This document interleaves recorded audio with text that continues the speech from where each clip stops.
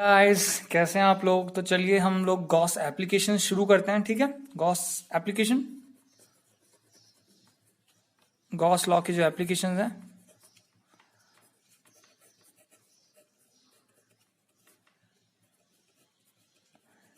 ठीक है। तो कुछ एप्लीकेशन हम लोग पढ़ेंगे, मतलब 4-5 एग्जांपल्स हैं जहां पे हम लोग देखेंगे कि गॉस लॉ हम लोग अप्लाई कैसे करते हैं। ठीक है, तो आई होप आपको कुछ चीजें पता हो कि लीनियर चार्ज डेंसिटी क्या होती है, चार्ज पर यूनिट लेंथ, है ना। एरियल चार्ज डेंसिटी या फिर सरफेस चार्ज डेंसिटी क्या होती है, sigma is equal to charge per unit area. और उसके बाद वॉल्यूमेट्रिक चार्ज डेंसिटी क्या होती है, charge per unit volume. These 3 things you should know. अगर चार्ज का डिस्ट्रीब्यूशन अलोंग लेंथ है तो आप लैम्बडा कंसिडर करोगे। अगर चार्ज का डिस्ट्रीब्यूशन अलोंग सरफेस एरिया है तो आप सिग्मा कंसिडर करोगे। And if charge is distributed throughout the volume then you will consider this volumetric charge density. Okay, इसका जरूरत हमें लगने वाला है। सो ऑलरेडी ये मैंने बता दिया। So let's begin with this topic. Okay, पहला सिंपल वाला केस लेंगे, right. First number 1 simple case, एक इंसुलेटिंग सॉलिड स्फीयर लेते हैं। इंसुलेटिंग सॉलिड स्फीयर, क्या ले रहे हैं, इंसुलेटिंग सॉलिड स्फीयर। ठीक है, तो मैं एक सॉलिड स्फीयर बना लेता हूं पहले। ठीक है, तो ओके, ये मान लीजिए एक सॉलिड स्फीयर है ऐसा। अब इस सॉलिड स्फीयर पे, ये इंसुलेटर ना, मतलब रबर वगैरह का बना होगा, ये इंसुलेटिंग सॉलिड स्फीयर है। अब इस पे चार्ज, इस स्फीयर का जो रेडियस है मान लीजिए वो है छोटा है। इसका रेडियस कितना है, छोटा है, स्मॉल है। ठीक है, इस स्फीयर का रेडियस कितना छोटा है, और इस पे चार्जेस मान लीजिए पॉजिटिव चार्जेस हैं ऐसे प्रेजेंट। ठीक है, डिस्ट्रीब्यूटेड है, और स्फीयर का रेडियस कितना है, छोटा है। तो ये जो पॉजिटिव चार्ज है it is thoroughly distributed in the sphere. तो हम लोगों को अब ये स्फीयर के पूरे अंदर तक डिस्ट्रीब्यूटेड है ये पॉजिटिव चार्ज। तो आपको क्या करना पड़ेगा, आपको वॉल्यूमेट्रिक चार्ज डेंसिटी पहले इसकी डिफाइन कर देनी पड़ेगी। तो मान लीजिए मैं डिफाइन कर देता हूं। मान लीजिए इस पे जो टोटल चार्ज है वो क्यू है। कितना चार्ज है, टोटल चार्ज क्यू। तो क्या हो जाएगा, क्यू अपॉन वॉल्यूम। वॉल्यूम, अब क्यू, वॉल्यूम कितना है स्फीयर का, 4/3 पाई आर क्यूब। आर कितना ए है तो ए क्यूब हो जाएगा। तो रो कितना हो गया, Q upon 4/3 pi a cube. ये हो गया आपका volumetric charge density, isn't it. तो टोटल चार्ज कितना हो गया, टोटल चार्ज क्यू हो गया rho into 4/3 pi a cube. This is the total charge which is present over the surface. Sorry, surface पे नहीं, पूरे स्फीयर के अंदर, पूरे स्फीयर के अंदर। अब देखिए, अब क्या करना है कि मान लीजिए ये एक पॉइंट है यहां पे, पॉइंट ई। ये सपोज, चलो पॉइंट पी बोल देते हैं। मुझे पॉइंट पी पे ना इलेक्ट्रिक फील्ड का वैल्यू पता करना है कि what is value of electric field at a point P. Point P पे इलेक्ट्रिक फील्ड का वैल्यू क्या है। तो मैं क्या करूंगा पता है, एक ऐसा सरफेस अज्यूम करूंगा, एक ऐसा सरफेस अज्यूम करूंगा कि जिस सरफेस पे ये पॉइंट पी आता हो, जिस सरफेस पे ये पॉइंट पी क्या हो, आता हो। मैं एक ऐसा सरफेस अज्यूम करूंगा जिस सरफेस पे ये पॉइंट पी आता हो। अब याद कीजिए, पिछले क्लास में हमने डिस्कस किया था कि सरफेस कैसे लेना है, और उस सरफेस को मैं क्या बोलूंगा, गॉसियन सरफेस, वो इमेजिनरी होगा। तो सरफेस को लेने के लिए मैंने 4 कंडीशंस बताई थी कि आपको ऐसा सरफेस अज्यूम करना है ताकि उस सरफेस पे आने वाले हर पॉइंट पे इलेक्ट्रिक फील्ड का वैल्यू क्या हो, सेम हो, कांस्टेंट हो। सो मेरे पास, अच्छा मुझे एक बात बताइए कि ये जो चार्ज डिस्ट्रीब्यूटेड है ये स्पेरिकल है ना, स्पेरिकल शेप का है। तो इसका जो डिस्ट्रीब्यूशन है स्पेरिकल है कि नहीं है। इसको क्या हम स्पेरिकल डिस्ट्रीब्यूशन बोल सकते हैं कि it's a spherical spherical spherical distribution, spherical distribution of charge, ऐसा बोल सकते हैं। It's a spherical distribution of charge, right. तो ये स्फीयर है ना। तो यहां पे जो पॉइंट पी है, यहां पे मैं एक सरफेस अज्यूम करता हूं, और ये सरफेस देखिए,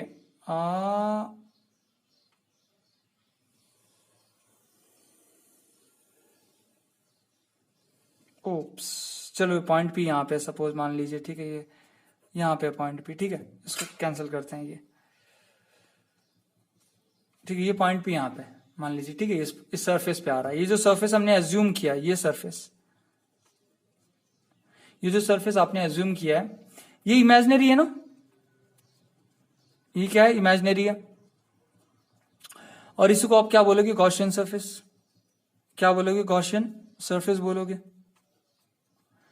अब इस सरफेस पे कोई भी आप पॉइंट ले लीजिए, पॉइंट ये ले लीजिए, पॉइंट ये ले लीजिए, हर पॉइंट पे इलेक्ट्रिक फील्ड का वैल्यू क्या होगा, सेम होगा, क्योंकि सारे पॉइंट्स जो हैं वो सेंटर से उतनी दूरी पे हैं, ठीक है, सारे पॉइंट सेंटर पे उतनी दूरी पे ही हैं। सारे पॉइंट्स जो ये हैं, पॉइंट एन, पॉइंट के, पॉइंट एल, पॉइंट जी, सारे उतने ही दूरी पे हैं, उतने डिस्टेंस पे हैं। ये भी आर डिस्टेंस पे है, ये भी आर डिस्टेंस पे है, ये भी आर डिस्टेंस पे है। तो इलेक्ट्रिक फील्ड की वैल्यू हर जगह क्या होगी, सेम होगी, क्योंकि इलेक्ट्रिक फील्ड कैसे निकालते हैं, E is equal to K Q upon R square, right, इस फॉर्मूले से। तो K कांस्टेंट है, R कांस्टेंट है, Q भी कांस्टेंट है सबके लिए, तो हर पॉइंट पे इलेक्ट्रिक फील्ड का वैल्यू क्या होगा, सेम। मतलब ये गॉसियन सरफेस हम लोग ले सकते हैं इन शॉर्ट। तो पहला कंडीशन तो सेटिस्फाई हो गया कि electric field everywhere is same on the surface. Second कि अगर आप इस सरफेस पे एक एलिमेंट ले ले, तो मान लो एक एलिमेंट ले लिया आपने, ये एलिमेंट है, गॉसियन सरफेस पे एक एलिमेंट लिया, तो इसका एरिया वेक्टर क्या होगा, ऐसा होगा इसका एरिया वेक्टर, DA बार, ये ऐसा एरिया वेक्टर होगा। एरिया वेक्टर हमेशा कहां पॉइंट करता है, आउटसाइड पॉइंट करता है। दूसरी चीज की जो इलेक्ट्रिक फील्ड होगा वो भी ये पॉजिटिव चार्ज है, तो इलेक्ट्रिक फील्ड लाइंस ऐसे निकलेंगी, राइट, है ना। तो यहाँ पे इलेक्ट्रिक फील्ड और एरिया वेक्टर क्या हो गया, पैरेलल हो गया, दोनों के बीच एंगल कितना हो गया, 0 हो गया। तो ये भी दूसरी कंडीशन भी सेटिस्फाई है। मतलब अगर उसमें से दो कंडीशन भी सेटिस्फाई हो गई, एक या दो, तो आप उसे चूज कर सकते हो। So we will choose this surface as our Gaussian surface. तो इसके लिए मैं क्या लिख देता हूं, गॉस लॉ लिख देता हूं। अब गॉस लॉ क्या कहता है मेरा, कि integral E dot DA is equal to Q upon epsilon not होता है, राइट। तो इसको अब ऐसे ही लिख देते हैं, EDA cos of theta is equal to, हाँ, टोटल कितना चार्ज है अंदर, टोटल अंदर चार्ज, ये Q इनक्लोज होता है ना, टोटल अंदर चार्ज कितना है, capital Q upon epsilon naught. अब ये E कांस्टेंट है, E कांस्टेंट है तो E को बाहर निकालो, तो ये हो गया इंटीग्रल DA, और थीटा कितना है, 0 था, तो ये हो गया cos 0 is equal to Q upon epsilon not, right. तो ये हो गया तुम्हारा E cos 0 is 1, so integral DA is equal to Q upon epsilon not. अब यहां पे देखना, ये स्पीयर का रेडियस A था जिसपे चार्ज था, बट गॉसियन सरफेस का जो स्पीयर उसका रेडियस कितना है, R है। तो टोटल ये इंटीग्रल DA कितना होगा, 4 पाई R स्क्वायर होगा, है ना, क्योंकि ऐसे कितने एलिमेंट्स हैं गॉसियन सरफेस में, बहुत सारे एलिमेंट्स हैं, और सबको अगर आप ऐड करोगे तो पूरे गॉसियन सरफेस का सरफेस एरिया आ जाएगा, और जो कि कितना होगा, 4 पाई R स्क्वायर होगा। तो यहाँ पे हम लोग डाल देंगे E into 4 pi R square is equal to Q upon epsilon not, right. तो ये E क्या हो जाएगा, E हो जाएगा Q upon 4 pi R square epsilon not. So E is equal to हो गया Q, या फिर इसको आप ऐसे लिख सकते हो, 4 pi epsilon not Q upon R square, right, ऐसे। या फिर इसको आप थोड़ा सा आपको याद हो तो 1 अपॉन 4 पाई एप्सिलॉन नॉट को हम लोग क्या बोलते हैं, K बोलते हैं, ये हो जाएगा K Q upon R square. तो देखिए ये इलेक्ट्रिक फील्ड हमने पता कर लिया। अब ये इलेक्ट्रिक फील्ड का जो फॉर्मूला यहाँ पे आया है, ये बिल्कुल वो कूलम्स लॉ के फॉर्मूले से मिलता जुलता है, इजंट इट, ठीक है। तो ये इस तरह से हम लोग electric field at a point भी पता कर लिए, राइट, ठीक है। तो चलिए दूसरे एग्जाम्पल पे चलते हैं। हाँ, और अगर आप यहाँ पे Q की वैल्यू ये डालना चाहते हैं तो Q की वैल्यू आप ये डाल सकते हैं। तो क्या हो जाएगा, K अपॉन R स्क्वायर, और Q की वैल्यू क्या है, Q की वैल्यू थी rho into 4/3 pi A cube, 4/3 pi A cube, ये Q की वैल्यू थी, राइट। इस चीज को चलो अगर मैं यहां पे लिखूं, एक बार फिर से यहां पे ऊपर लिखूं, तो ये क्या था, K को चलो फिर लिखता हूं 1 अपॉन 4 पाई एप्सिलॉन नॉट, ये R स्क्वायर ऐसे के ऐसे, डेंसिटी ऐसे के ऐसे, 4/3 पाई A क्यूब, ठीक है। तो यहाँ पे 4 पाई कट गया, 4 पाई कट गया, बचा क्या, रो ए क्यूब, ठीक है, हाँ, rho a cube divide by 3 epsilon naught r square, ये तुम्हारा ई आया, ई एट पी, है ना, ठीक है। अब यहां पे देखो ए तो कांस्टेंट है, क्योंकि ए क्या था, इसका रेडियस था जिस पे चार्ज डिस्ट्रीब्यूटेड है स्फीयर का, तो a is constant, rho is constant, 3 is constant and epsilon naught is also constant. अब ये आर क्या था, ये आर है radius of the Gaussian surface, R क्या था, radius of the Gaussian surface. तो अगर ये बाकी चीजें कांस्टेंट तो हम लोग ऐसा बोल सकते हैं electric field is inversely proportional to are square, electric field is inversely proportional to are square, है ना, क्या आ गया, electric field is inversely proportional to are square. तो देखिए ये जो इलेक्ट्रिक फील्ड आया है inversely proportional to are square, यहां पे आपने गॉसियन सरफेस कहां लिया था, स्फीयर के बाहर था ना, जहां पे चार्ज डिस्ट्रीब्यूटेड है उसके बाहर गॉसियन सरफेस आपने लिया था ना, तो वहां पे आपका रिलेशन क्या है, is inversely proportional to are square. तो this is magnitude of electric field exterior to the insulating solid sphere, ठीक है। हमने जो गॉसियन सरफेस लिया था वो इंसुलेटिंग स्फीयर के बाहर था। चलो अब क्या करते हैं, अंदर एक वाला लेते हैं कि लेट्स कंसीडर another case, ठीक है, इसमें हम लोग गॉसियन सरफेस इंटीरियर अंदर लेते हैं। Let's consider another case in which we will find electric field inside the sphere, inside the charged insulated sphere,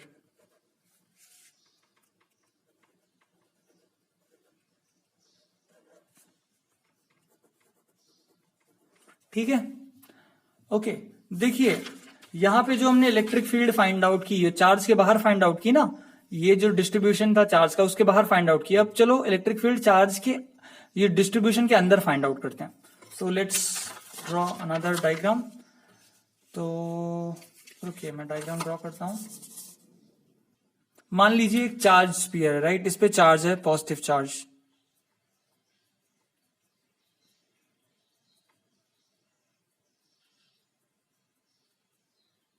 ठीक है, और ये स्फीयर का रेडियस कितना है, छोटा है, जो हमने लिया था, ठीक है। अभी हम लोग इलेक्ट्रिक फील्ड कहां पता करने वाले हैं, इसके अंदर, ठीक है। अब अच्छा डायग्राम ज्यादा छोटी है क्या, चलो मैं एक दूसरी बड़ी डायग्राम बनाता हूं। मान लीजिए ये है आपका चार्ज स्फीयर, ये, और इस पे पॉजिटिव चार्ज है,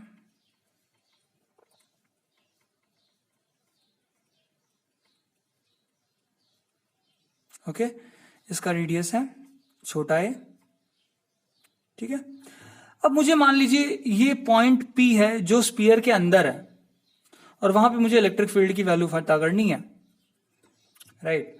तो मुझे क्या करना पड़ेगा, मुझे एक ऐसा सरफेस अज्यूम करना पड़ेगा जो पॉइंट P से पास होता हो और उस सरफेस पे इलेक्ट्रिक फील्ड की वैल्यू क्या हो, सेम हो। गॉसियन सरफेस चूज करने का तरीका जो था, कंडीशंस, और इलेक्ट्रिक फील्ड लाइंस वहां पे क्या होनी चाहिए, सेम। तो मैं क्या करूंगा, एक सरफेस अज्यूम कर लूंगा, ये इमेजिनरी सरफेस है,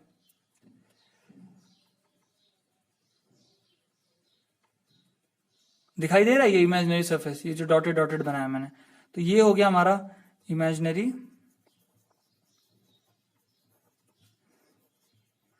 गॉसियन सरफेस,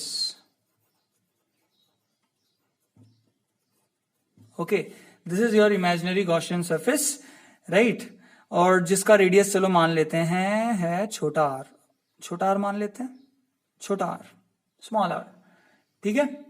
अब आप कंडीशन सेटिस्फाई होगी, देखो हर पॉइंट पे इलेक्ट्रिक फील्ड की वैल्यू क्या होगी, सेम होगी, है ना। देखो सिंपली आप याद रखो कि जिस तरह का चार्ज डिस्ट्रीब्यूशन हो उसी तरह का गॉसियन सरफेस चूज करना पड़ता है। जैसे देखिए यहां पे चार्ज डिस्ट्रीब्यूशन कहते था स्पेरिकल था, तो आपका गॉसियन सरफेस भी क्या था, स्पेरिकल। यहां पे भी चार्ज डिस्ट्रीब्यूशन कैसे है, स्पेरिकल है, तो आपको गॉसियन सरफेस कैसे लेना पड़ेगा, स्पेरिकल। तो चलो अब ये चार्ज मैं ये सॉलिड बॉडी है, इंसुलेटिंग स्फीयर है जिसके अंदर चार्ज डिस्ट्रीब्यूटेड है, तो मैं पहले इसके लिए वॉल्यूमेट्रिक चार्ज डेंसिटी ले लेता हूं रो। रो की वैल्यू क्या है, क्यू बाई वी, ठीक है। मान लीजिए टोटल चार्ज इस पे जो प्रेजेंट था वो था क्यू पूरे स्फीयर पे, तो क्यू अपॉन क्या हो जाएगा 4/3 पाई ए क्यूब, राइट। लेकिन क्या गॉसियन सरफेस के अंदर कितना चार्ज प्रेजेंट है, क्या क्यू प्रेजेंट है, आंसर है नहीं, क्यू से कम है। तो चलो उसको मान लेते हैं क्यू इनक्लोज्ड, जो गॉसियन सरफेस के अंदर प्रेजेंट है, गॉसियन सरफेस के अंदर। तो यहां पे मैं लिख सकता हूं क्योंकि चार्ज तो यूनिफॉर्मली डिस्ट्रीब्यूटेड है, चार्ज का डिस्ट्रीब्यूशन क्या है, यूनिफॉर्म है, तो मैं ऐसे लिख सकता हूं कि क्यू इनक्लोज्ड, हाँ हाँ। अब कितने वॉल्यूम में इनक्लोज्ड है, कितने वॉल्यूम में इनक्लोज्ड है, सो 4/3 पाई छोटा आर क्यूब, ठीक है। तो ये 4/3 पाई 4/3 पाई कट गया, तो क्या बचा, rho is equal to Q upon a cube is equal to क्या हो गया, Q enclosed upon r cube, ठीक है। सो क्यू इनक्लोज्ड आप क्या लिख सकते हो, क्यू इनक्लोज्ड की जगह आप लिख सकते हो कि रो इंटू आर क्यूब, है ना। सो हमारा जो आया है क्यू इनक्लोज्ड वो क्या आया है, रो इंटू आर क्यूब आया। अब रो की जगह आप क्यू अपॉन ए क्यूब भी लिख सकते हो, तो रो की जगह क्या लिख सकते हो, क्यू अपॉन ए क्यूब, तो ये हो गया Q upon a cube into R cube, ये हो गया आपका क्यू इनक्लोज्ड, ऐसे, ठीक है। तो क्यू इनक्लोज्ड आपने पता कर लिया कि आपके गॉसियन सरफेस के अंदर कितना चार्ज है, इतना है, Q upon a cube into R cube. क्योंकि देखो गॉस लॉ में हमको चार्ज जो इनक्लोज है उससे लेना देना ना, टोटल चार्ज से लेना देना नहीं है, जो चार्ज सरफेस के अंदर प्रेजेंट है। तो चलो गॉस लॉ लगा देते हैं। तो जब हम लोग गॉस लॉ लगाएंगे तो गॉस लॉ क्या हो जाएगा, integral E dot D A is equal to Q enclosed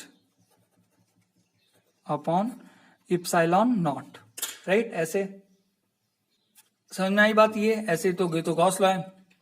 अब मुझे बताइए, इसको फिर ऐसे लिख देंगे, integral E D A cos of theta is equal to Q enclose कितना है, इतना है, डाल देता हूं मैं वैल्यू, तो ये हो गया Q into R cube upon a cube और यहां पे इप्सिलॉन नॉट, ऐसे के ऐसे।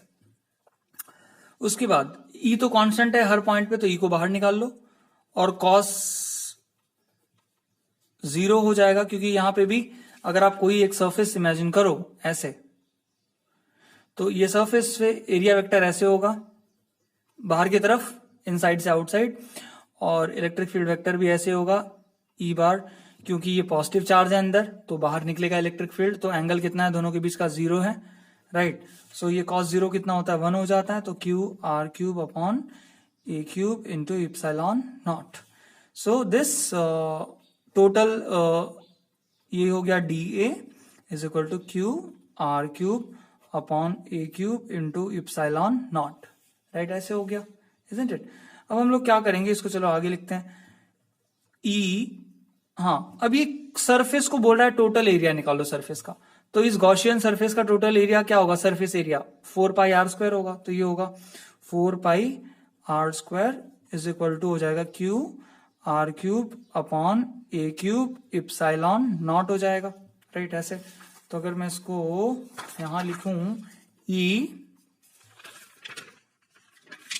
Into 4 pi are square is equal to Q are cube whole divided by a cube into epsilon not, right, okay, ऐसे हो गया, राइट, ये ऐसे हो गया ये। हाँ अब यहां से ये जो कटता है उसे काट दो, तो ये हो जाएगा E is equal to Q are cube upon 4 pi are square a cube epsilon not, ऐसे हो गया। तो ये गया, राइट। तो ये E इज इक्वल टू क्या आ गया, Q R upon 4 pi a cube epsilon not, right, ऐसे आ गया। अब ये Q तो कांस्टेंट है, यस, 4 पाई तो कांस्टेंट है, यस, ए क्यूब जो तुम्हारे इसका रेडियस था, टोटल स्फीयर का रेडियस जिसपे चार्ज डिस्ट्रीब्यूटेड है वो भी कांस्टेंट है, राइट, इप्सिलॉन नॉट भी कांस्टेंट है, तो बचा क्या, आर। तो अगर आप अपना गॉसियन सरफेस मान लो बड़ा करते हो, ये बड़ा एक गॉसियन सरफेस लेते हो तो जिसका रेडियस क्या होगा, कुछ अलग होगा, ज्यादा होगा। अगर और बड़ा गॉसियन सरफेस लेते हो तो उसका रेडियस क्या होगा, और ज्यादा होगा। तो यहां से एक बात तो पता चल रही है कि E is directly proportional to R, E is directly proportional to R. But ये किसके लिए है, ये है इनसाइड द इंसुलेटिंग स्फीयर, ठीक है। अब देखो आउटसाइड वाला तो हमने अभी यहां डिराइव किया ही था, आउटसाइड वाला कहां गया, आउटसाइड वाला जो हमने डिराइव किया था वो ऐसे आया था ना, E is inversely proportional to are square, वो क्या था, आउटसाइड द इंसुलेटिंग स्फीयर। ये इनसाइड का रिलेशन क्या होता है, is directly proportional to R, और आउटसाइड का क्या है, is inversely proportional to are square. तो चलिए इस पे ग्राफ ड्रॉ कर लेते हैं।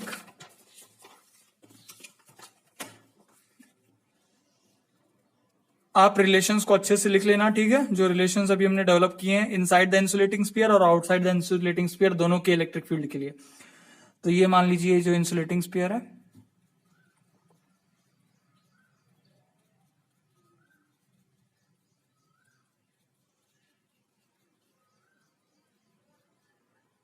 ये सेंटर है, और ये हो गया आपका रेडियस, आर हो गया। रेडियस हमने कितना लिया था इसका, सॉरी ए लिया था ना, अच्छा चलो ए लेता हूं मैं, ये जो सॉलिड स्फीयर है ना, so a is the radius of insulating charge sphere.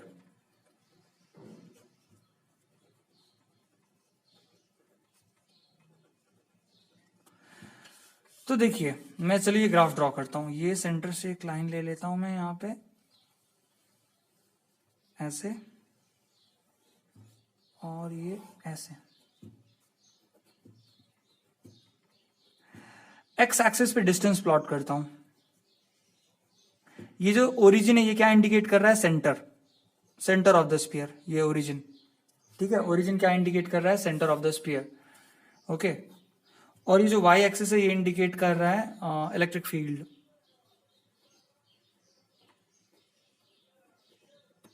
Okay. और अगर मैं यहां से एक लाइन ड्रॉ करूं, हाँ, तो यहाँ पे डिस्टेंस की वैल्यू कितनी होगी, ए होगी, क्योंकि यहाँ ये रेडियस कितना है, ए है, तो यहाँ डिस्टेंस की वैल्यू कितनी हो जाएगी, ए हो जाएगी, isn't it? Okay, right. अब देखो अगर आपका जो डिस्टेंस है वो ए से कम है, अगर आपका डिस्टेंस ए से कम है मतलब ए से इस साइड है, तो आप स्पीयर के अंदर हो। अगर आपका डिस्टेंस ए से ज्यादा है मतलब आप स्पीयर से बाहर हो, है ना। अगर आपका जो डिस्टेंस, ये डिस्टेंस को चलो हम लोग आर से डिनोट कर लेते हैं, अगर आपका डिस्टेंस ए से ज्यादा है तो आप आउटसाइड हो,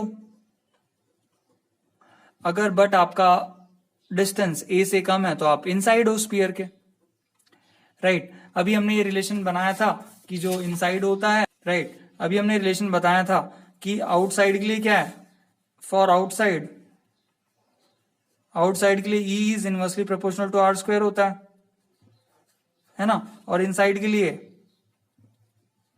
E is directly proportional to क्या होता है, आर होता है। ये भी हमने यहां से किया था, हमने आउटसाइड के लिए क्या होता है, E is inversely proportional to are square, and inside के लिए क्या होता है, E is directly proportional to R. तो जब आप अंदर रहोगे तो अगर आर बढ़ाओगे तो E बढ़ेगा, आर बढ़ाओगे तो क्या होगा, E बढ़ेगा। तो चलो आर को बढ़ाते हैं तो E भी बढ़ेगा, तो ये आएगा एक स्ट्रेट लाइन, एक स्ट्रेट लाइन आया यहां तक। क्यों, क्योंकि यहां पे E is directly proportional to क्या है, आर है। अभी तक आप स्पीयर, हाँ, जब आप आर की वैल्यू ए डालते हो तो आप स्पीयर के सरफेस पे आ गए। जब आप आर की वैल्यू ए डालते हो, यहां पे आर की वैल्यू क्या है, ए है, तो आप स्पीयर के सरफेस पे हो। हाँ, बट उसके बाद आउटसाइड में कैसे वेरी करेगा, is inversely proportional to are square, तो ये ग्राफ कुछ बाहर के साइड में ऐसे बन जाएगा, ऐसे, E is inversely proportional to are square, right. तो ये इस लाइन के इस साइड का रीजन क्या हो गया, आउटसाइड, और इस लाइन के इस साइड का रीजन क्या हो गया, इनसाइड, राइट। तो ये ग्राफ आपको एक बार अच्छे से देख लेना है, वीडियो को पॉज करके आप इसे एक बार अच्छे से देख सकते हो। चलिए नेक्स्ट जो एग्जांपल लेते हैं वो शेल का लेते हैं, शेल, ठीक है, ये स्पेरिकल शेल। इसके पहले का जो एग्जांपल लिया था हमने वो स्पीयर का लिया था, अब शेल लेते हैं। तो देखिए शेल क्या होता है, मान लीजिए एक शेल है, शेल मतलब आपका बॉल की तरह, जो टेनिस बॉल होता है, राइट। उसकी कुछ थिकनेस होती है, थिकनेस, और उसके अंदर का रीजन होता है और बाहर का रीजन होता है, राइट। उसको शेल बोल सकते हैं, स्पेरिकल शेल। उसकी थिकनेस काफी कम होती है शेल की, ठीक है। अब ये मान लीजिए इस पे पॉजिटिव चार्ज है, ऐसे,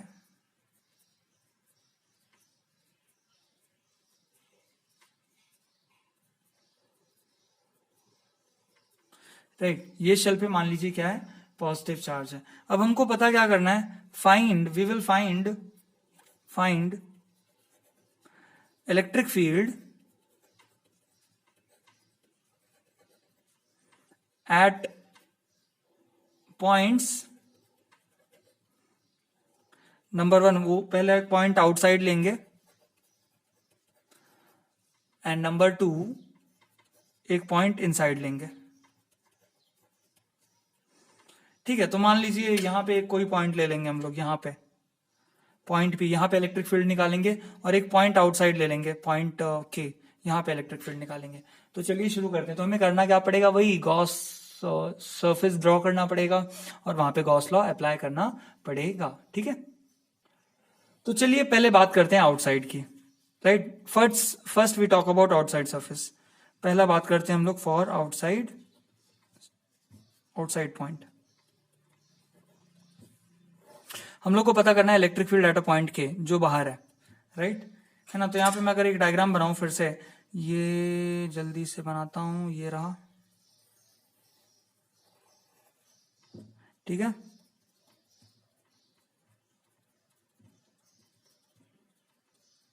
ये रहा शेल, शेल का जो रेडियस है वो है ए, और ये है आपका पॉइंट, मान लीजिए ये है आपका पॉइंट के, ठीक है। तो सबसे पहले आप काम क्या करेंगे, एक गॉसियन सरफेस बनाएंगे और उस सरफेस से ये पॉइंट पास होगा। तो सबसे पहला काम क्या करेंगे, आप एक गॉसियन सरफेस बनाएंगे और उस सरफेस पे ये पॉइंट पास होगा, राइट। और आपको याद रखना है कंडीशंस की, ऐसा सरफेस चूज करना है जिसपे इलेक्ट्रिक फील्ड का वैल्यू क्या हो, सेम हो। तो मैं ये एक स्फीयर, ऐसे इमेजिनरी स्फीयर बना देता हूं,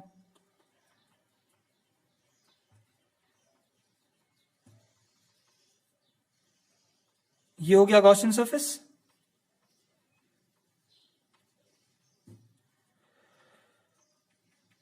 अब इस गॉसियन सरफेस के, ये जो डॉटेड स्फीयर बनाया मैंने, इस सरफेस पे आने वाले हर पॉइंट का इलेक्ट्रिक फील्ड सेम ही होगा ना।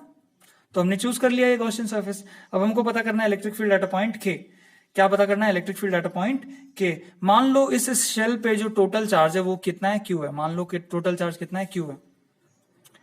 तो अगर हम लोग यहाँ पे गॉस लॉ लगाएं तो हमारा जो गॉस लॉ है वो क्या कहता है कि integral E dot D A is equal to Q enclosed upon epsilon not. तो वही अगेन, अगर आप यहाँ पे एलिमेंट लोगे तो देखिए एरिया वेक्टर बाहर की तरफ पॉइंट करेगा, और ये पॉजिटिव चार्ज है तो इलेक्ट्रिक फील्ड भी जो ऐसे निकलेगा वो भी बाहर की तरफ ही होगा, electric field. So both are parallel, तो थीटा यहाँ पे 0 हो जाएगा। तो दो कंडीशन सेटिस्फाई कर रही हैं। तो चलो लिख देते हैं इसको, integral E D A cos theta is equal to Q enclosed upon epsilon not. तो ये क्या हो जाएगा, ई तो कांस्टेंट है तो ई बाहर निकाल लो, सो ई बाहर, तो इंटीग्रल डी ए कॉस 0 कितना हो जाएगा, कॉस 0 विल बी 1, तो इसको लिखने की जरूरत नहीं है, is equal to Q enclose. Total surface के अंदर कितना चार्ज है, कैपिटल क्यू चार्ज है। टोटल गॉसियन सरफेस के अंदर कितना चार्ज है, कैपिटल क्यू चार्ज है, जो पूरे सेल पे डिस्ट्रीब्यूटेड है। तो हो जाएगा capital Q upon epsilon not. अब ये इंटीग्रल डी ए क्या हो जाएगा, इंटीग्रल डी ए हो जाएगा तुम्हारा इस गॉसियन सरफेस का टोटल सरफेस एरिया कितना हो जाएगा। मान लो ये जो रेडियस है गॉसियन सरफेस का वो है आर, तो ये टोटल सरफेस एरिया कितना हो जाएगा 4πr² is equal to Q upon epsilon not, ऐसे, राइट। तो यहां पे फिर हाँ ई की वैल्यू क्या हो गई, ई की वैल्यू हो गई Q upon 4πr² epsilon not. So ये आ गया तुम्हारा electric field at a point outside, जो के पॉइंट पे तुम्हें निकालना था, निकल गया ये, देखिए आ गया ये, है ना, इलेक्ट्रिक फील्ड आ गया इस पॉइंट के पे। अब चलो बात करते हैं इनसाइड वाले पॉइंट पे।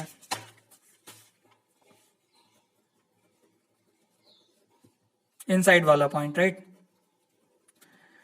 तो हम लोग क्या करेंगे, तो पहले गॉसियन वो शेल ड्रॉ कर लेते हैं फिर से एक बार।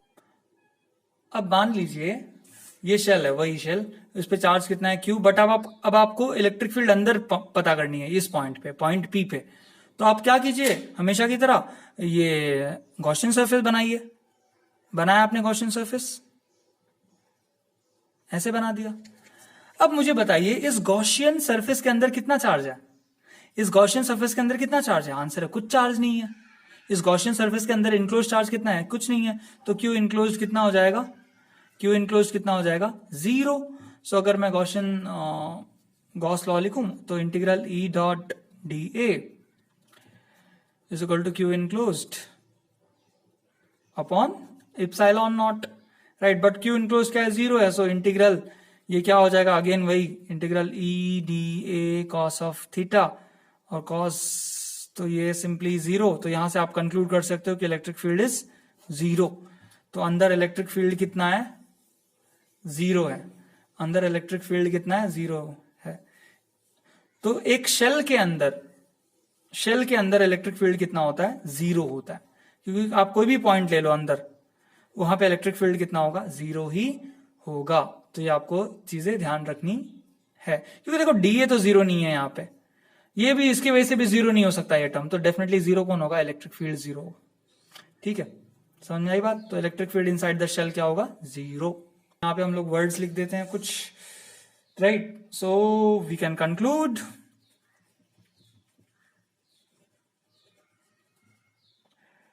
द इलेक्ट्रिक फील्ड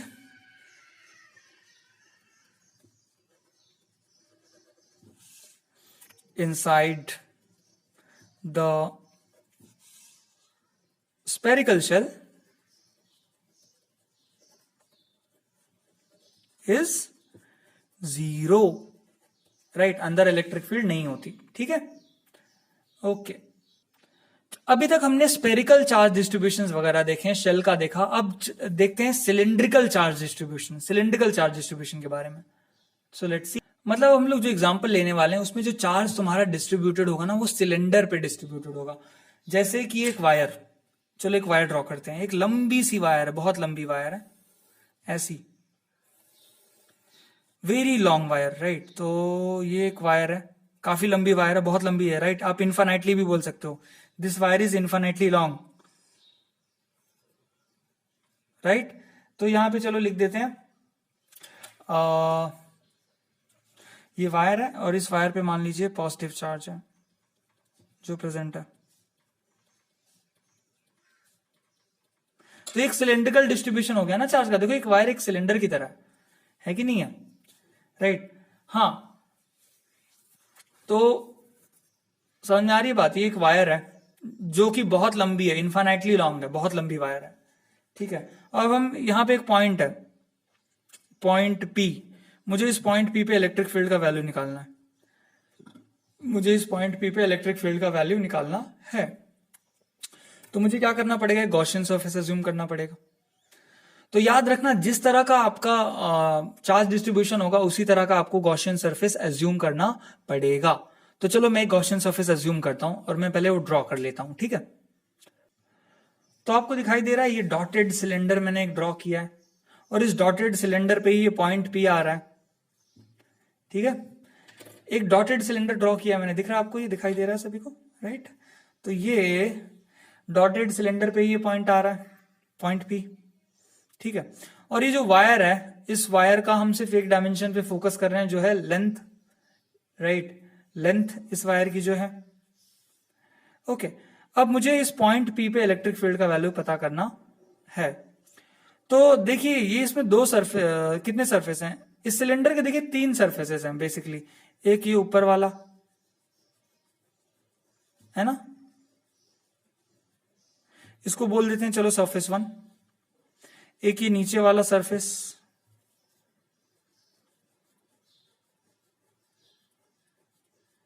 इसको बोल देते हैं सरफेस 2।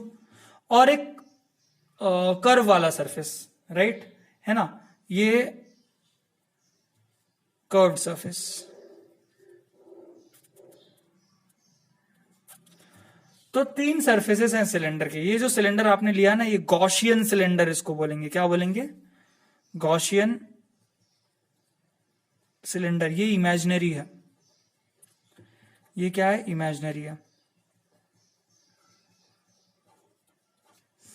ठीक है, गॉसियन सिलेंडर है और क्या? इमेजिनरी है, जो हमने अज्यूम किया है। और इस सिलेंडर पे पॉइंट पी आ रहा है। अब आप याद करो वो कंडीशंस जो हमने पिछले लेक्चर में डिस्कस की थी। अब ये जो पॉजिटिव चार्ज है ना इस वायर पे, तो यहां से इलेक्ट्रिक फील्ड लाइंस देखो कैसे निकलेंगी। ऐसे ऐसे ऐसे ऐसे ऐसे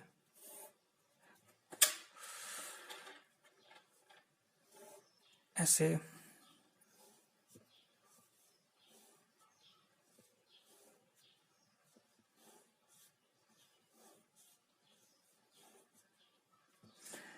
इलेक्ट्रिक फील्ड लाइंस क्या हो रही हैं? बाहर निकल रही हैं, राइट, वायर से।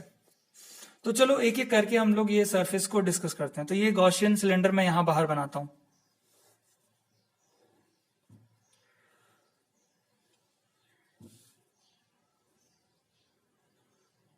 ये गॉसियन सिलेंडर, ठीक है। ये आपका सरफेस 1, ये आपका सरफेस 2, और ये जो कर्व्ड वाला सरफेस है surface 3। This is and surface 1, this is and surface 2। और ये जो कर्व्ड वाला सरफेस होता है, सरफेस एरिया, है ना, 2πRL जिसका एरिया होता है वो। ठीक है, और मान लीजिए यहाँ पे जो पॉइंट है इस वायर से, ये जो पॉइंट P है, ये कितने डिस्टेंस दूर है? सपोज ये R डिस्टेंस दूर है। पॉइंट P इस वायर से कितने डिस्टेंस दूर है? R। ओके, तो चलो अब मुझे एक बात बताइए, इस सरफेस 1 का एरिया वेक्टर बाहर की तरफ पॉइंट करेगा ऐसे। This is area vector for the first surface, this is area vector for second surface, and the area vector for the third surface. ऐसे, है ना, क्योंकि एरिया वेक्टर हमेशा कहां पॉइंट करता है? बाहर की तरफ पॉइंट करता है, ये हम सभी को पता है। तो कितने सरफेसेस हैं? 3। पहले सरफेस के लिए एरिया वेक्टर ऊपर की तरफ, दूसरे के लिए नीचे की तरफ, तीसरे के लिए बाहर की तरफ। अब मुझे एक बात बताइए, इलेक्ट्रिक फील्ड तो ऐसे है ना, ई ई ई, राइट। देखिए नीचे कितना एंगल बन गया? नीचे कितना एंगल बन गया? 90। ऊपर कितना एंगल बन गया? 90, राइट। और यहां कितना एंगल बना? 0, तीसरे वाले सरफेस के लिए। इलेक्ट्रिक फील्ड और एरिया वेक्टर के बीच में नीचे एंगल बना 90, ऊपर बना 90, बीच में कितना बना है? 0। तो देखो याद है आपको कंडीशन जो हमने गॉसियन सरफेस के लिए ली थी, कि अगर एंगल 90 भी बनेगा तो चलेगा किसी पार्ट में, है ना, ली थी ना। और यहां पे देखो कितना बन रहा है? 0 बन रहा है। और मुझे एक बात बताइए, अगर ये पॉइंट P की जगह मैं एक पॉइंट यहां पे लूं, पॉइंट Z, तो क्या जितनी इलेक्ट्रिक फील्ड यहां पे होगी उतनी इलेक्ट्रिक फील्ड यहां पे भी होगी? आंसर है यस, क्योंकि ये भी R डिस्टेंस दूरी है, तो उतनी इलेक्ट्रिक फील्ड यहां पे भी होगी। और वायर आपका बहुत लंबा है, रिमेंबर इनफाइनाइट लॉन्ग वायर है। ये जो वायर है it is infinitely long, infinitely long wire है ये। अच्छा मुझे एक बात बताइए, यहां पे तो फ्लक्स थ्रू पहला सरफेस क्या होगा? A1 cos 90, तो फ्लक्स थ्रू सरफेस 1 तो 0 हो गया। फ्लक्स थ्रू सरफेस 2 क्या होगा? A2 cos 90, तो फ्लक्स थ्रू सरफेस 2 भी 0 हो गया। तो बचा सिर्फ तीसरा सरफेस, क्योंकि तीसरे सरफेस की वजह से ही फ्लक्स कट हो रहा है। तो फ्लक्स थ्रू थर्ड सरफेस क्या हो जाएगा? जो तीसरा सरफेस है A3 इंटू कॉस 0, तो ये हो जाएगा E इंटू A3। तो फ्लक्स कट सिर्फ तीसरे सरफेस की वजह से हो रहा है, क्योंकि देखो पहले सरफेस को अगर हम ऐसा सोचें तो पहले सरफेस और दूसरे सरफेस को कोई इलेक्ट्रिक फील्ड लाइंस पेनिट्रेट नहीं कर रही हैं। पहले सरफेस और सेकंड सरफेस को कोई भी इलेक्ट्रिक फील्ड लाइंस पेनिट्रेट नहीं कर रही हैं, they are just parallel to the surface. हाँ, बट थर्ड सरफेस को देखो ऐसे पेनिट्रेट कर रही हैं, ऐसे पेनिट्रेट कर रही हैं, राइट। लेकिन फर्स्ट और सेकंड सरफेस को इलेक्ट्रिक फील्ड लाइंस पेनिट्रेट नहीं कर रही हैं। तो सिंपल सा आंसर है कि फर्स्ट सरफेस और सेकंड सरफेस से कोई भी इलेक्ट्रिक फ्लक्स कट होगा नहीं। तो चलो लिख देते हैं गॉस लॉ फिर। तो गॉस लॉ लिख देते हैं पहले, राइट। हाँ, पहले एक काम करते हैं, ये जो वायर है इस वायर पे यूनिफॉर्मली चार्ज डिस्ट्रीब्यूटेड है। चार्ज जो डिस्ट्रीब्यूटेड है वो क्या है, यूनिफॉर्मली डिस्ट्रीब्यूटेड है। और उसका लैम्बडा जो है, लैम्बडा ये क्या है, लीनियर चार्ज डेंसिटी है। लैम्बडा क्या है, लीनियर चार्ज डेंसिटी। और तो यहां पे मैं लिखता हूं लैम्बडा इज इक्वल टू होता है charge per unit length. Lambda is equal to Q by L, charge per unit length. मतलब अगर आप एल का वैल्यू 1 लोगे, 1 मीटर ले लेते हो अगर एल का वैल्यू 1, तो लैम्बडा कितना चार्ज प्रेजेंट होगा, क्यू, राइट। ओके, तो चलो गॉस लॉ लिखते हैं इस वायर के लिए। तो ये होगा E dot D A is equal to Q enclosed upon epsilon not. तो इस 3 सरफेसेस थे ना, 3 सरफेसेस थे, तो तीनों के लिए मैं ये इसको सेपरेट कर देता हूं। तो ये हो जाएगा पहला surface E dot D A plus दूसरा surface E dot D A plus तीसरा surface E dot D A is equal to Q enclosed by epsilon naught, ऐसा, ठीक है। अब आपको पता है पहले सरफेस में थीटा कितना है, for first surface theta is 90, for second surface also theta is 90 and for third surface theta is 0। सो ये दोनों के लिए तो डायरेक्टली 0 हो जाएगा आंसर, इसको करने की जरूरत नहीं है। तो सिंपली बचेगा integration third E dot D A is equal to Q enclosed upon epsilon naught, और ये हो जाएगा integral E D A cos 0, theta की वैल्यू 0, Q enclosed by epsilon not, right. So E बाहर आ गया, क्योंकि रिमेंबर तीसरे सरफेस पे आने वाले हर पॉइंट पे इलेक्ट्रिक फील्ड की वैल्यू क्या है, सेम होगी, इसलिए ई बाहर आया। रिमेंबर ई बाहर क्यों आया, क्योंकि तीसरे सरफेस पे आने वाले हर पॉइंट पे इलेक्ट्रिक फील्ड की वैल्यू क्या होगी, सेम। तो ई बाहर हो गया, तो अंदर बचा क्या, डी ए कॉस 0, तो 0 1 हो गया, और बचा Q enclosed by epsilon not. हाँ, टोटल सरफेस एरिया क्या होगा, तीसरे सरफेस का टोटल सरफेस एरिया क्या होगा, 2 पाई आर एल होगा। मान लो ये जो लेंथ है इस गॉसियन सिलेंडर का, वो मान लो एल है, लेंथ कितना है, मान लो एल है, ठीक है, लेंथ कितना है, एल है, और रेडियस कितना है, आर है, ठीक है। तो यहां तक आए हम लोग, इसको आगे लिखते हैं अब, E integral d A is equal to Q enclosed by epsilon naught, ठीक है। सो ई तीसरे सरफेस का टोटल एरिया, सरफेस एरिया कितना होगा, 2 पाई आर एल। सिलेंडर का जो कर्व्ड सरफेस होता है उसका सरफेस एरिया कितना होता है, 2 पाई आर एल होता है, तो 2 पाई आर एल आ गया। Q enclosed upon epsilon naught. अब क्यू एनक्लोज्ड हमको निकालना है। अब आपको पता है लैम्बडा इज इक्वल टू, हमने लिखा था Q by L, lambda is equal to क्या है, क्यू बाई एल लिखा था ना, लैम्बडा इज इक्वल, तो क्यू इज इक्वल टू क्या हो जाएगा तुम्हारा यहाँ पे, लैम्बडा एल हो जाएगा। क्यू इज इक्वल टू क्या होगा, लैम्बडा एल हो जाएगा।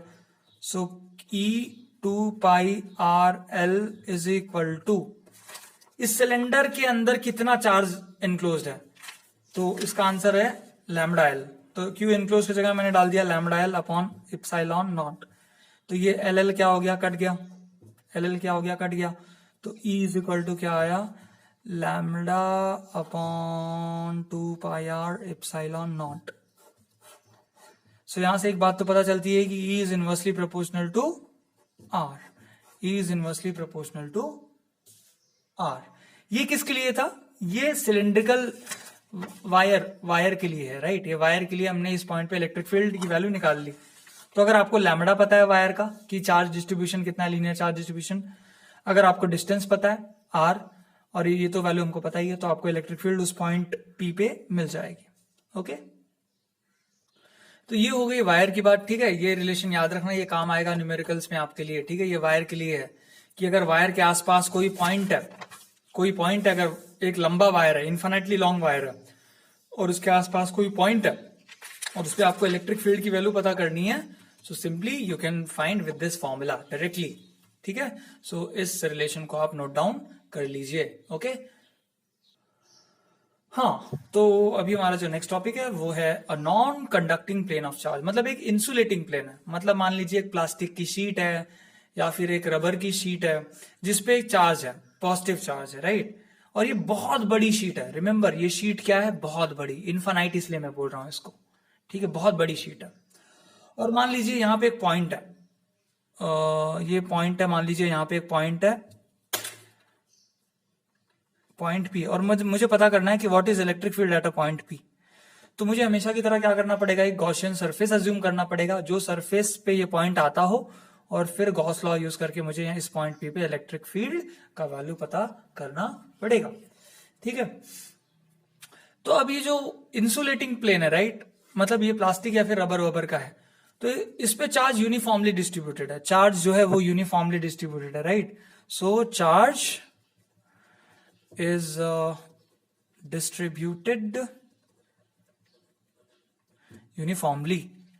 चार्ज कैसा डिस्ट्रीब्यूटेड है, यूनिफॉर्मली। अब ये जो थिकनेस है छोटी है, ठीक है, ये थिकनेस काफी कम है, ओके, बहुत कम थिकनेस है, पतला सा है, बहुत पतला है। तो इसका जो हम लोग चार्ज डिस्ट्रीब्यूशन अज्यूम करेंगे वो होगा हमारा sigma. Sigma is equal to क्या होता है, charge per unit area, surface charge density. ये क्या है तुम्हारा, surface charge density, surface charge density, charge per unit area. अब मुझे एक बात बताइए कि इस प्लेन को कितने फेसेस हैं, दो फेसेस हैं, एक ये फेस और एक पीछे वाला फेस, एक ये फेस और एक पीछे वाला face. So there are two faces. कितने फेसेस हैं, टू फेसेस हैं इस प्लेन के, ये वाला और इसके पीछे वाला, राइट। बट रिमेंबर इंसुलेटर्स में क्या होता है कि अगर आपने इंसुलेटर को चार्ज कर दिया तो वो चार्ज अपनी जगह को छोड़ के नहीं जाता, वो उसी जगह पे ठहर जाता है, रुक जाता है, क्योंकि इंसुलेटर्स में फ्री चार्जेस होते नहीं है। तो जो चार्ज होगा वो खुद वहीं रुकेगा, वो रीडिस्ट्रीब्यूट नहीं होगा। रिमेंबर ये इंपॉर्टेंट पॉइंट है कि चार्ज जहां पे वहीं पे रहेगा। तो इस केस में जो चार्ज प्रेजेंट है ना, वो सिर्फ एक फेस पे है, दूसरे फेस पे चार्ज प्रेजेंट नहीं है, रिमेंबर। और यहां से ये चार्ज वो पीछे वाले फेस पे जा भी नहीं सकता, ठीक है, क्योंकि ये इंसुलेटर है। तो चार्ज सिर्फ कितने फेस पे अवेलेबल है, वन फेस पे। फेसेस तो दो हैं बट चार्ज अवेलेबल कितने फेस पे, वन फेस पे। और वो ये चार्ज दूसरे फेस पे जा नहीं सकता क्योंकि ये इंसुलेटर है, राइट। तो चलो अब हम लोग क्या करते हैं, मैं एक बनाता हूं दूसरी डायग्राम इसी की, प्लेन की। तो देखिए मैंने क्या किया, ये जो हमारा प्लेन था, प्लेन के बगल में एक पॉइंट था, पॉइंट पी। मुझे इस पॉइंट पे इलेक्ट्रिक फील्ड का वैल्यू पता करना था। तो मैंने क्या किया, एक सरफेस अज्यूम किया, सरफेस, क्लोज सरफेस। और ये सिलेंड्रिकल सरफेस है, ये सिलेंड्रिकल सरफेस है, सिलेंडर है बेसिकली। तो इसको बोलेंगे गॉसियन सिलेंडर, गॉसियन सिलेंडर, ठीक है। ये इमेजिनरी है, ठीक है, ये पूरी तरह से जो सिलेंडर है ना ये इमेजिनरी है। और इस सिलेंडर के एक फेस पे देखो ये पॉइंट पी आ रहा है, इस सिलेंडर का ये जो फेस है ना ये वाला, इस पे क्या है, पॉइंट पी है। तो यहां पे भी सिलेंडर के तीन फेसेस हैं, एक ये फेस नंबर वन, एक ये एंड फेस नंबर टू, और एक फेस जो है वो स्पेरिकल वाला, कर्व्ड वाला number three. So there are three faces. अब मुझे बताइए इस फेस पे आने वाले हर पॉइंट का इलेक्ट्रिक फील्ड का वैल्यू क्या होगा, सेम ही होगा इस फेस पे, क्योंकि वो इक्वी डिस्टेंट ही है ना शीट से, ठीक है। अब मान लीजिए यहां से यहां का जो डिस्टेंस है वो इसको हम लोग ले लेते हैं आर, यहां से यहां का जो डिस्टेंस है इसको ले लेते हैं आर, सपोज थोड़ी देर के लिए, शीट से ये जो डिस्टेंस है, ओके। तो ये सिलेंडर अगर मैं यहां बाहर ड्रॉ करूं,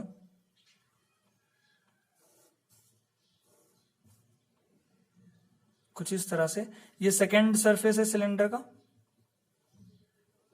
ये फर्स्ट सरफेस है सिलेंडर का, और ये सिलेंडर का थर्ड कर्व वाला सरफेस है ना। 1 एंड 2 दोनों एंड फेसेस हैं, 1 एंड 2 जो है दोनों सिलेंडर के एंड फेसेस हैं। ये कोई रियल सिलेंडर नहीं है, ये इमेजिनरी सिलेंडर है। रिमेंबर, इसको गॉसियन सिलेंडर बोल रहे हैं हम लोग, गॉसियन। और ये कर्व्ड सरफेस है।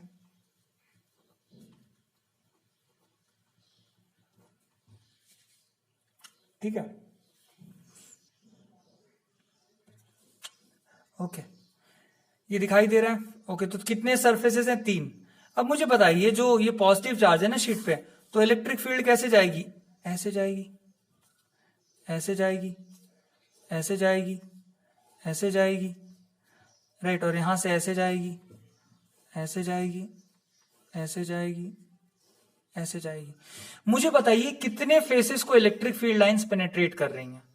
आंसर है ओनली 2 फेसेस, इसको और इसको। कर्व्ड वाले फेस को तो इलेक्ट्रिक फील्ड लाइन पेनेट्रेट कर ही नहीं रही है, सिर्फ 2 ही फेसेस को इलेक्ट्रिक फील्ड लाइंस पेनेट्रेट कर रही हैं, 1 वाले को और 2 वाले को। कर्व्ड वाले को पेनेट्रेट वो कर ही नहीं रही है, राइट। तो इस फेस का जो एरिया वेक्टर होगा वो ऐसे होगा, A2 बार। इस फेस का जो एरिया वेक्टर होगा वो ऐसे होगा, A1 बार। और इस फेस का एरिया वेक्टर ऊपर लोगे तो ऐसे होगा, A3 बार, और नीचे लोगे तो ऐसे होगा।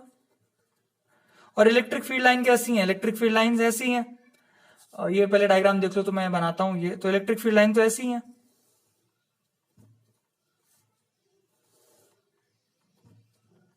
ये बीच में शीट है ना, बीच में शीट है ऐसे, ये शीट है, मान लो ये शीट है, और इस शीट से इलेक्ट्रिक फील्ड लाइन ऐसे निकल रही है, ऐसे निकल रही है। हाँ, तो यहां पे देखो एरिया वेक्टर और इलेक्ट्रिक फील्ड वेक्टर के बीच का एंगल कितना बन गया? 90 बन गया, राइट। यहां पे भी वही सेम, एरिया वेक्टर और इलेक्ट्रिक फील्ड वेक्टर के बीच का एंगल कितना? 90 है। तो कर्व्ड सरफेस से कोई फ्लक्स कट नहीं होगा, क्योंकि cos 90 कितना होता है? 0 होता है।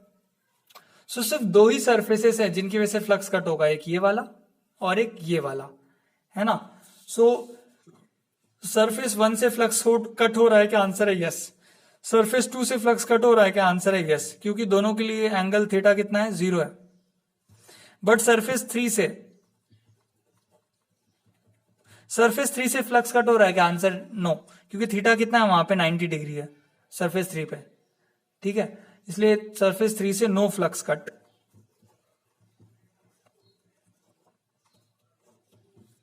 ठीक है ना। अब ये प्लेन सरफेस था, तो इसलिए हमने किया हुआ था कि सरफेस चार्ज डेंसिटी हमने डिफाइन किया था Q/A, राइट। ऐसा ये हमने डिफाइन किया हुआ था कि अगर आप A एरिया लोगे तो उसमें कितना चार्ज है? छोटा कैपिटल Q। अगर आप A एरिया लोगे तो उसमें कितना चार्ज है? Capital Q। तो अगर आप इतना एरिया लो, इतना एरिया, ये वाला, ये जो मैं शेड कर रहा हूं, ये एरिया कितना है? This is what? मान लीजिए ये जो सिलेंडर है ना, गॉसियन सिलेंडर, ये जो सिलेंडर आपने लिया है ये वाला, मान लीजिए इस सिलेंडर का जो रेडियस है वो है छोटा r।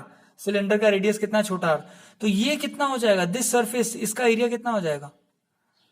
इसका एरिया हो जाएगा πr² हो जाएगा। कितना हो जाएगा? πr²।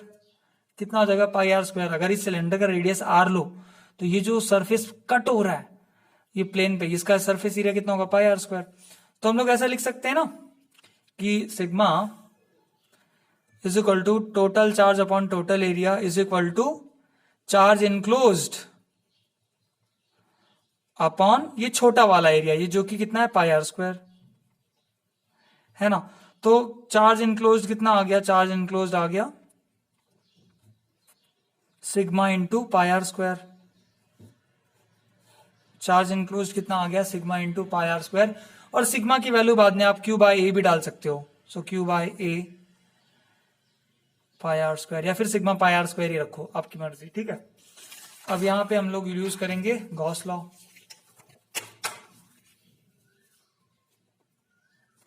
According to Gauss law,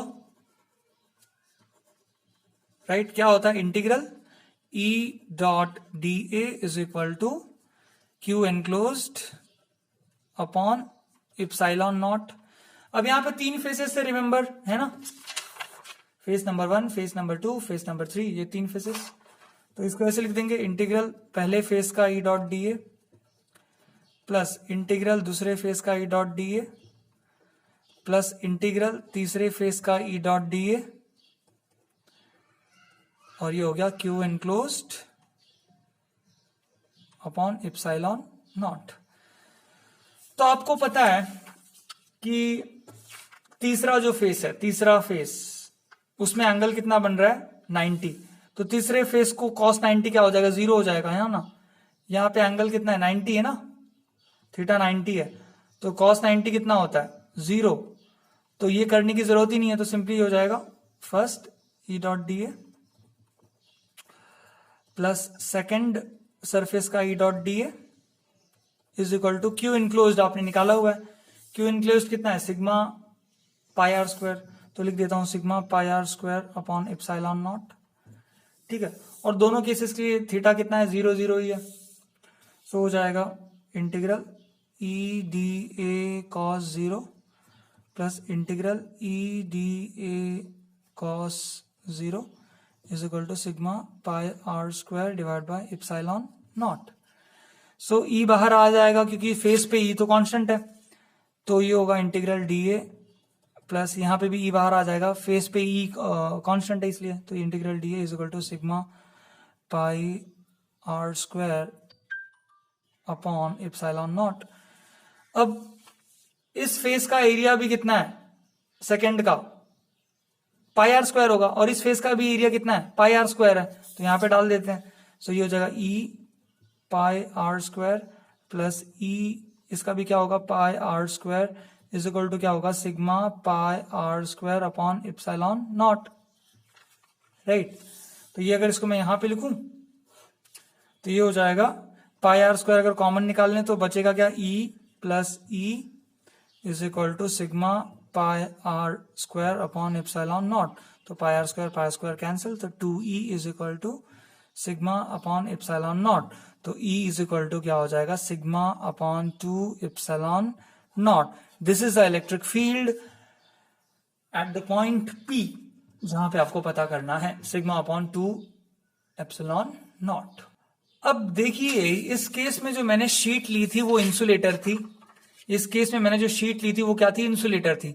अब इसी तरह से मैं एक कंडक्टिंग शीट लूंगा नेक्स्ट वीडियो में, जो कि कॉपर से बनी होगी, एल्यूमिनियम से बनी होगी, बट वो एग्जाम्पल मैं जब आपको इलेक्ट्रोस्टैटिक इक्विलिब्रियम पढ़ा दूंगा उसके बाद लेने वाला हूं, क्योंकि उसमें थोड़ा कॉन्सेप्ट है जो हम समझेंगे।